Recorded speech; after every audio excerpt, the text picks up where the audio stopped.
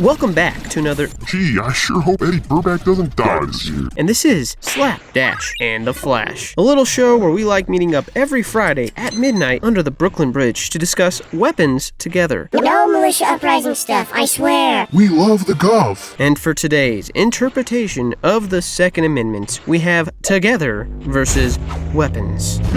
First up on our docket is the newest, best horror film of all time, starring real-life married couple Allison Brie and the lame Franco brother.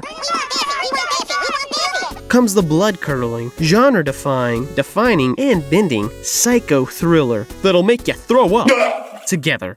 Yep, that's the name. A movie that pointedly asks the brave question, how together is together? A story about freshly engaged couple, Millie and Tim, embarking on the final journey of the rest of their life to some urban dumbass town, where Millie can finally escape the city life and transcend the barrier of her chosen vocation, furthering her career in the education sector by taking the esteemed position of second-grade teacher. But Tim isn't so happy, as his dreams of becoming a guitar hero must be placed on hold, partly due to the move, partly due to his dead parents, but mostly, to a much greater extent, his inability to drive at age 30. Isolated and alone with each other, tension rises, forcing them to question the very foundation of their relationship. Will they drift apart or coalesce? Also, they drank water and it's making them morph together. 2025.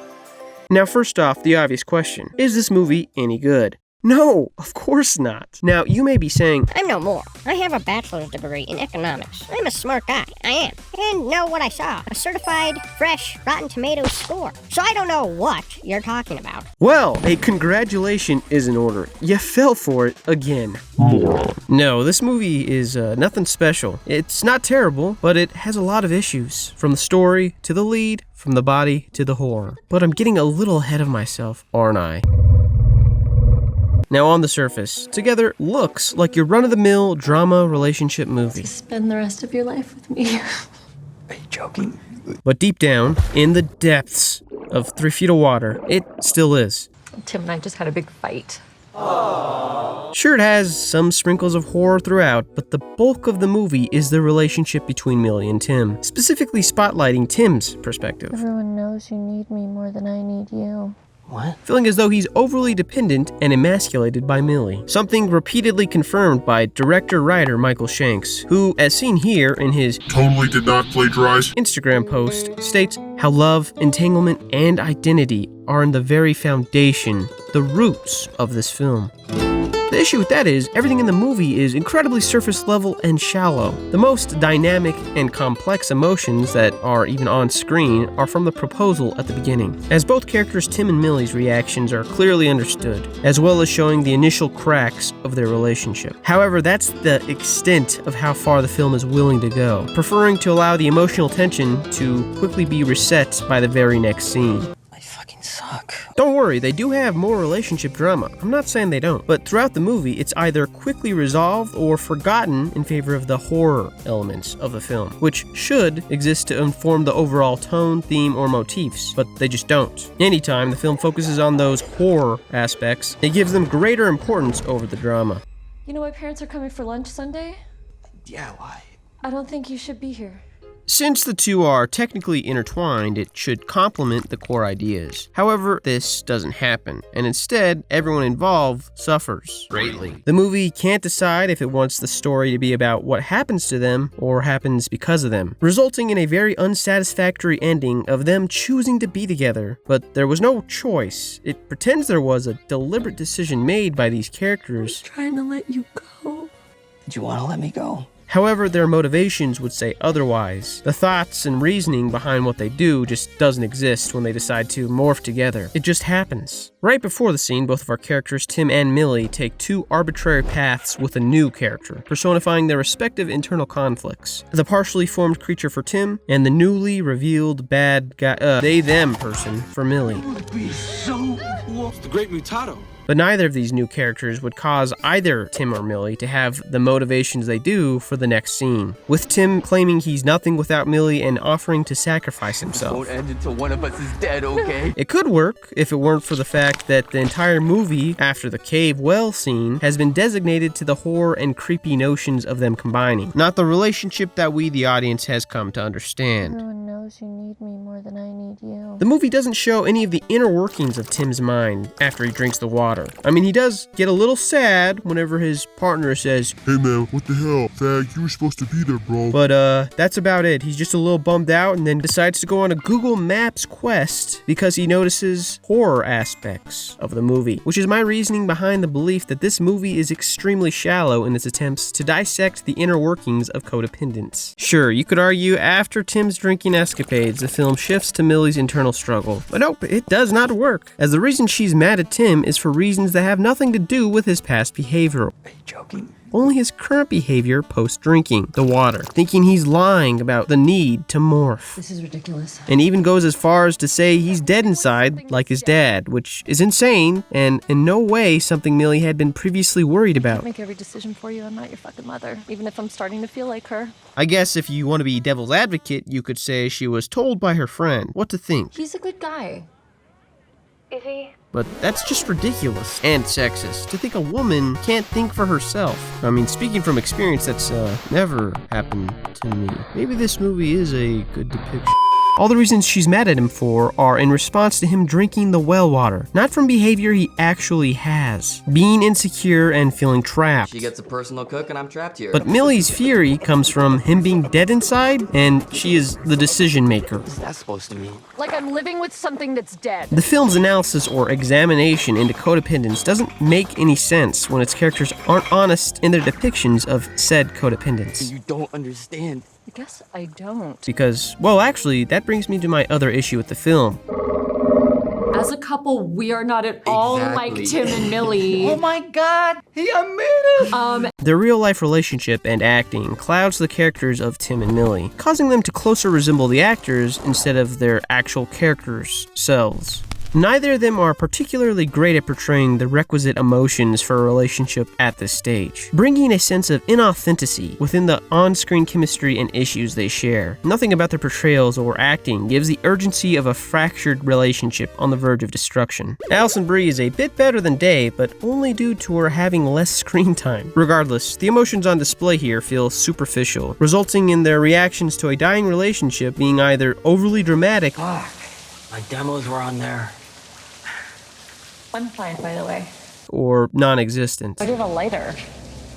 Does that really matter right now?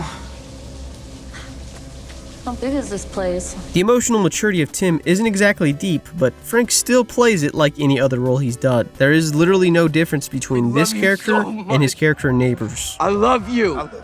I love you. Except maybe he's less gay. Me, Peter McAllister. Yes, you know I will. Yes, put it on. Put it He doesn't give the nuance that this script desperately needs to work. I'm sorry. Oh. Just like the character of Tim, the entire movie reeks of insecurity, even with its visuals, all of which are too scared to do anything even lightly memorable to the audience or even the story itself, like the sex scene, which is a prime example of the movie pulling its punches, as after the act of copulation, the characters attempt to detach their cock and little pussy, but find that they're stuck together. Ow, it hurts. I know. Which causes Millie to make the brutal decision of separation, ripping the thingy from its cave. Cool concept, but where does it lead? A brutalized penis? Nope, in fact it's a fucking joke. But Millie, on the other hand, is the one to show blood from her Vagina. which, oh god, not her not her little pussy.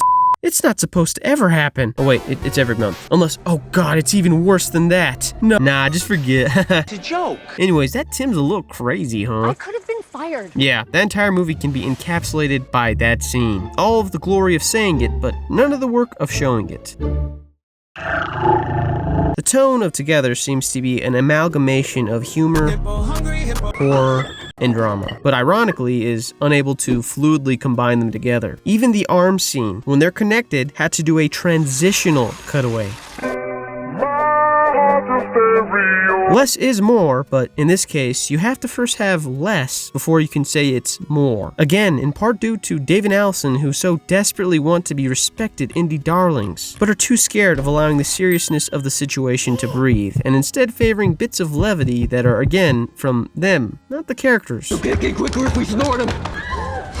But honestly, who can even tell the difference at this point? All this to say, it's a bad movie, and they should be ashamed. The parent scene was really cool, but that's it. And you, yes you, the viewer, are an absolute idiot if you think it's any good.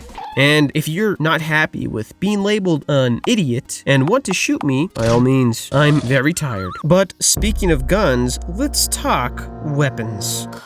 See, I myself tend to favor a bolt-action Desert Eagle over a rifle. Shooting smooth and shooting's precise. The cleanup ain't no problem. A rifle, on the other hand, is just plain pump action, and you know what that means. I'm just joking. Don't click away. Oh, you already did. Well, anyways, I'm talking, of course, about the newest best horror film of all time. The blood-curdling, genre-defying, defining, and bending psycho thriller that'll make you throw up. Weapons. A movie about a bunch of children, 17 in fact, who go missing one day, flying out into the night, never to be seen again. Except, by the end. The newest film by Zach Krieger, which, yes, I did like this one. A much more solid, interesting, and better directed film. The story itself is the best element due to the mystery that slowly unfolds over a non-linear narrative, across several different characters' POVs, with each one showing a specific amount of time from their unique perspective, steadily drip-feeding the audience clues about what possibly happened to the children. Won't somebody please think of the children? Connecting in surprising ways with each other and the story, and also featuring small nuggets of classic, whitest kids you know humor. 7 hot dogs 7, yeah. a day. Weapons somehow, even in a limited amount of time, has a whole world, fleshed out and real, even if 17 kids going missing doesn't invoke a more international crisis. With each new character introduced comes their version of the events from that day, but the rehash never handicaps the movie, never hinders the pacing. Instead of becoming repetitive, they shorten the previously seen events and continue to hold the audience's attention with how their new perspective is told. In a similar vein to Magnolia, or more akin to the director's own previous movie, Barbarian, which I do believe Weapons is a step up from, as Barbarian loses its steam when Justin Long is introduced halfway through, and then subsequently becomes a pseudo-disappointing antagonist. I had no choice, you know? She was gonna kill us both, and I had no time to think. Also, it didn't help that the mystery of the movie is immediately demystified when we see a certain abortion monster. Roar, roar, I'm a dinosaur, roar. Stopping the movie dead, cutting back to Mr. Long yelling in his shiny red convertible. Weapons is similar in fashion, however it manages to have multiple delightfully entertaining, morally complex characters with no real heroes. Many have motivations driven by unsavory, selfish desires, such as the homeless man who Absolutely stole the show, with his entire scene being the best due to him only wanting to help for heroin. 100. That said, like its predecessor, Barbarian, the film does unfortunately lose its momentum with its final chapter. The sole remaining classmate who was left behind, giving a play-by-play of events back from the very beginning. Necessary? Kind of. Entertaining? For the most part.